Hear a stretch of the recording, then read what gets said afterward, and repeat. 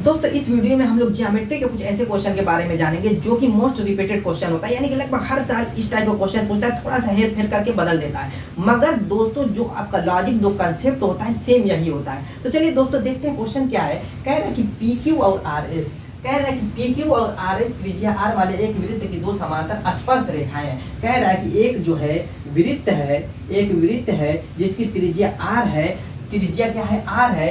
P Q और R S, P Q और R S कह रहा है कि दो समांतर स्पर्श रेखाएं हैं, स्पर्श भी कर रही हैं वृत्त को और समांतर भी हैं। कह रहा है कि जैसा चित्र में दिखाया गया, जो कि आपके सामने ये चित्र है।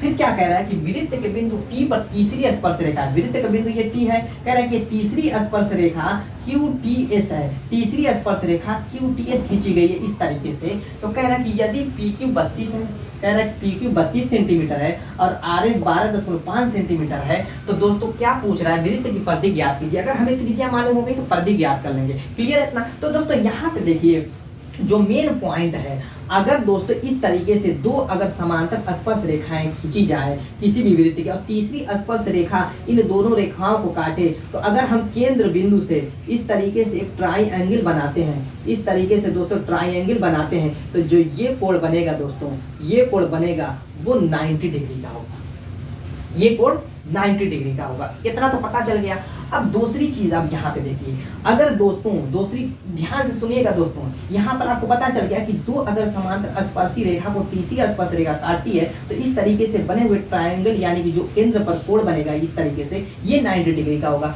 अब दूसरी चीज ये होगी कि दोस्तों देखिए जो केंद्र O से और स्पर्श बिंदु को मिलाने वाली जो रेखा है, ये क्या होगी, इस पर परपेंडिकुलर हो जाएगी यानी लंब हो जाएगी, यानी कि ये भी क्या हो जाएगा दोस्तों, समकोण होगा। 90 डिग्री का ये भी हो जाएगा। जब ये होगा तो इधर वाला भी 90 डिग्री का होगा, क्योंकि एक सीधी रेखा है, 180 डिग्री का होता है, इधर भी 90 इधर भी 90। इतना क्लियर हो गया। अब यहाँ से इसी को उठाएंगे हम, त्रिभुज को, यहाँ पे देखिए इस त्रिभुज को हम उठा के लाए हैं यहाँ पे। अब इस त्रिभुज से अभी आपका दिमाग खुलेगा।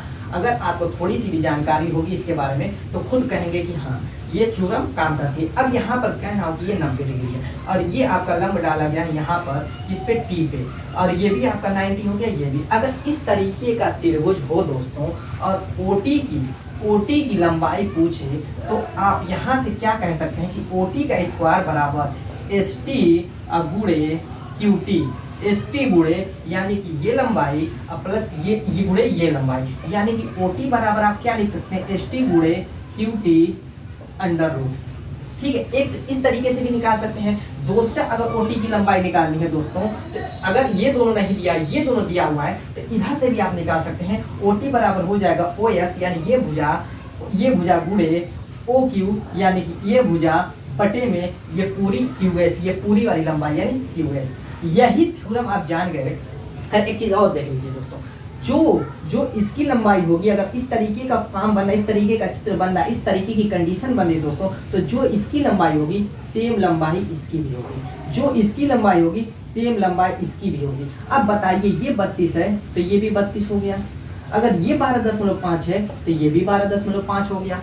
अब इस त्रिभुज को देखिए और इस त्रिभुज को देखिए, इस लॉ से इसमें बताइए R की लंबाई यानी कि OT जो है यही तो R है, तो R की लंबाई कैसे निकालेंगे दोस्तों? इसको हम क्या करेंगे, अगर हमें R की त्रिज्या निकालनी है तो अंडर रूट, यही दोनों तो लंबाई है, ST QT यही तो है, ST QT दोनों दी हुई है, ST QT दी हुई है, इसी को अंडर रूट डाल देना है, यानी कि 12.5 गुणे 32, अगर दशमलव हटाते हैं तो बटे में 10 हो जाएगा। क्लियर है इतना? इसको अगर 2 बार काटते हैं तो ये आपका 16 हो जाएगा, ये आपका 5 हो जाएगा, इससे काटेंगे तो ये 25 हो जाएगा। अब देखिए 25 और 16 है तो इसमें से एक 5 बाहर आएगा, इसमें से एक 4 यानी कि 20 हो जाएगा। तो परिधि निकालेंगे दोस्तों, परिधि निकालेंगे तो क्या करेंगे, 2 पाई r, क्या हो जाएगा 2 पाई r का मतलब 20 दूना के 40 पाई, यही दोस्तों आपका आंसर हो जाएगा। अगर दोस्तों ये कंसेप्ट मालूम है, तो इस टाइप का थोड़ा दोस्तों बदलाव करके लगभग हर साल पूछता रहता है। चलिए एक क्वेश्चन और कर लेते हैं ताकि दोस्तों आपके दिमाग में जितना भी डाउट है सबका सब क्लियर हो जाए। वीडियो पसंद आ रही तो दोस्तों लाइक कर दीजिएगा।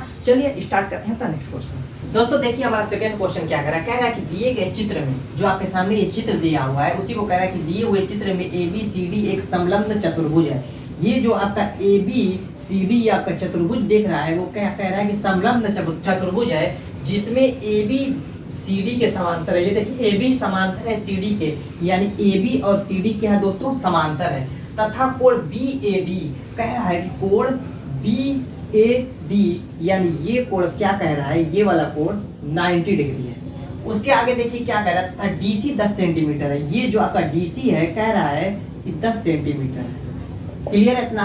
अब आगे देखिए क्या कह रहा है, एक वृत्त समलंब चतुर्भुज के अंदर है और इसी चतुर्भुज के अंदर एक वृत्त है जिसकी त्रिज्या कह रहा है कि 6 सेंटीमीटर है। त्रिज्या ये आपकी हो जाएगी 6 सेंटीमीटर है। तो कह रहा है कि समलंब चतुर्भुज का क्षेत्रफल ज्ञात कीजिए। अब यहाँ पर देखिए दोस्तों, ये मान लीजिए कि यहाँ पे स्पर्श कर रही है, तो अगर हम ये मिलाएंगे तो ये भी आपका क्या हो जाएगी, त्रिज्या हो जाएगी। और ये अगर आप मिलाते हैं दोस्तों तो ये भी त्रिज्या हो जाएगी। तो ये जब 6 सेंटीमीटर हो गई, ये 6 सेंटीमीटर दिया हुआ है, तो ये भी आपकी दूरी यहाँ से यहाँ तक 6 सेंटीमीटर होगी। जब ये 6 सेंटीमीटर होगी, पूरी 10 सेंटीमीटर है, तो ये इतनी यहाँ से यहाँ तक कितनी हो जाएगी दोस्तों, 4 सेंटीमीटर हो जाएगी। क्लियर है। जब ये 4 सेंटीमीटर हो गई तो ये दूरी आपकी ऑटोमेटिक, अगर यहाँ पे T बिंदु ले लेते हैं तो ये दूरी ऑटोमेटिक कितनी हो जाएगी, 4 हो जाएगी। तो अब हमें ये दूरी मालूम हो गई, ये दूरी मालूम हो गई, ये दूरी मालूम हो गई, तो ये दूरी हम निकाल सकते हैं। ये दूरी कैसे निकलेगी, आपको पता है कौन सा सूत्र लगेगा। यहाँ पे 6 बराबर हो जाएगा √4 गुणे आपका क्या है, ये